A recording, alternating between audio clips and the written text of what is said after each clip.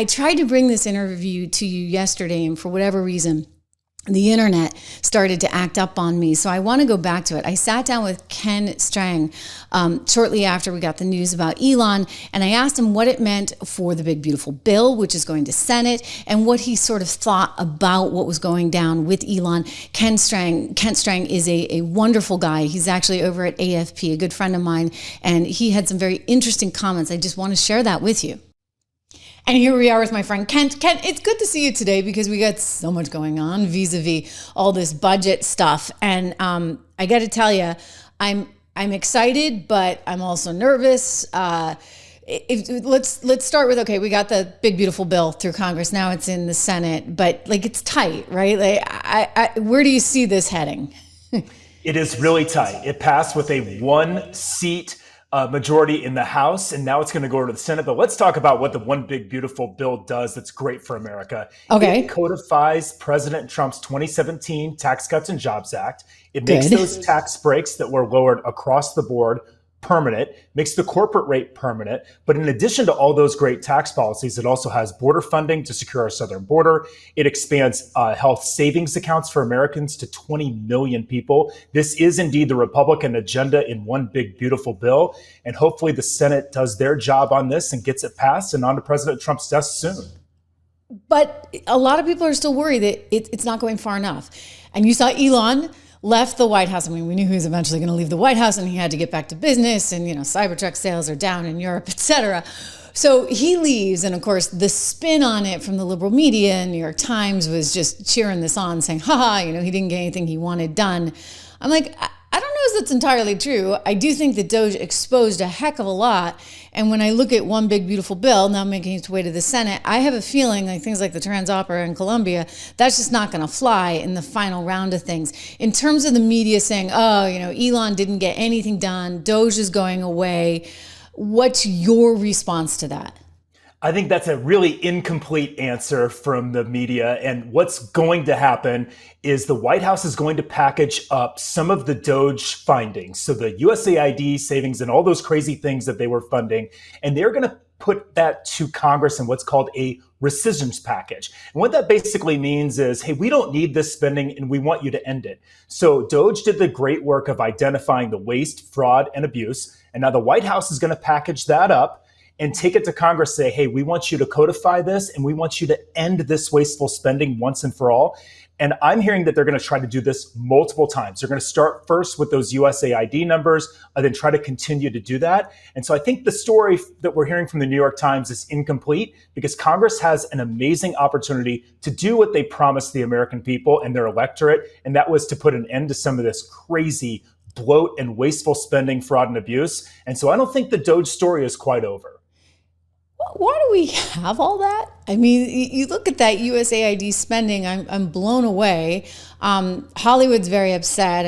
I think I saw Angelina Jolie on the red carpet in Cannes saying that this is just unacceptable and terrible. And now she's going to have to pay for her travel to all these godforsaken places herself, I guess, as opposed to being on the payroll of USAID. But USAID had a big role in sort of perpetuating a cultural narrative, right, all over the world that we wanted perpetuated. I guess I would just say something happened, a funny thing happened on the way to the forum because that narrative kind of got twisted and a little bit weird. I mean, to the point where you're backing some causes that I would say are not necessarily very American sort of in their genre, but maybe are keeping all the people with PhDs in transgender studies employed.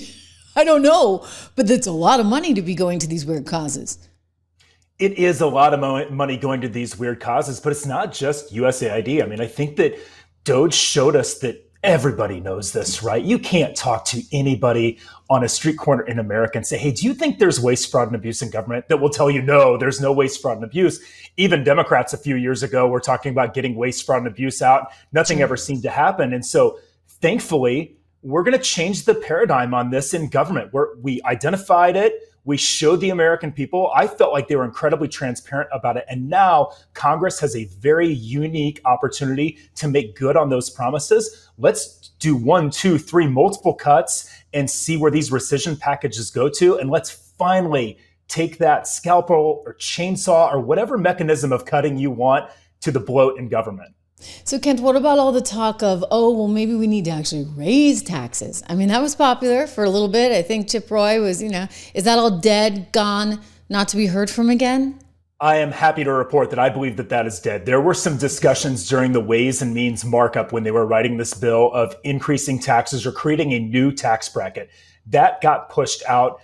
That's great news for the American people because that's where our growth comes from. Remember, so many people in America are relying on these tax cuts to fund their employees and to hire new people and to expand their businesses. We've talked to businesses across the country, and every single one of them talks about how impactful the 2017 Tax Cuts and Jobs Act was to expanding their business, giving bonuses to employees, hiring more people. If those provisions go away, and if the Tax Cuts and Jobs Act goes away and Congress fails, it will result in the biggest tax hike in American history. We absolutely can't let that happen. The Senate needs to pick this up, get it to President Trump's desk in a hurry so we can pass this and have this. I'm excited. I mean, I'm relieved, excited, a little less nervous maybe than I was coming into the interview. But let me ask you this, because I think there's sort of a fundamental difference, right? To get a little philosophical for a moment in terms of how the left and right approach all this. Because I keep saying, like, really, guys? Really? Like, I think, and you think about like AOC, who they're now touting new polls, so she's really the leader of the Democrat Party. AOC, Bernie Sanders, all of these socialists, if you would, really believe that the money is best put in the hands of the government itself, who can then redistribute it. Whereas I think conservatives here are so much more, frankly, dare I use the word liberal, right? As in libertarian and freedom, in their approach, liberal in their approach, in that they believe the money should go back to the people, and that the small business owners, and frankly, even the big business owners, right,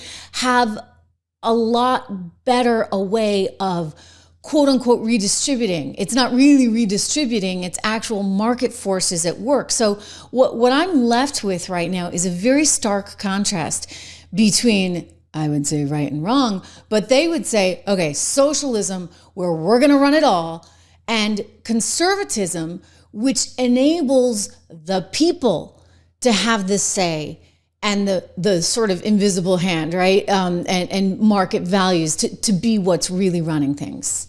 I 100% agree with you. I was with a small business owner in Kansas a few weeks ago, and he told me that when the 2017 Tax Cuts and Jobs Act passed, he gave every single employee a $6,000 bonus.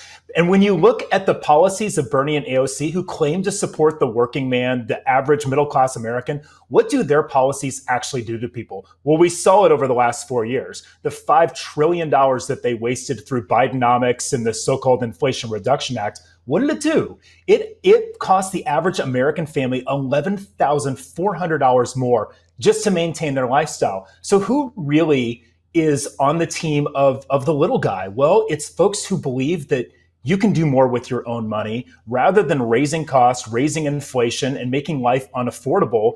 And their policies just don't work. And this is an incredible opportunity for Congress to show that limited government, lower taxes, cutting of spending works. Show that to the American people ahead of midterms. And we know that the results are great. We saw it in 2017 when the Tax Cuts and Jobs Act initially passed. Look, I love it. It's what we need. Investors know it. People know it. Smart conservatives know it. We'll let AOC sort of twist in the wind there. Kent, it's really good to see you. Thank you so much. Thanks for having me. Have me back anytime. Soon. All right, our thanks to Kent. And if you want to learn more about any of this, I encourage you to go to protectprosperity.com. You can actually get involved in the organization. They're doing lots and lots of good stuff.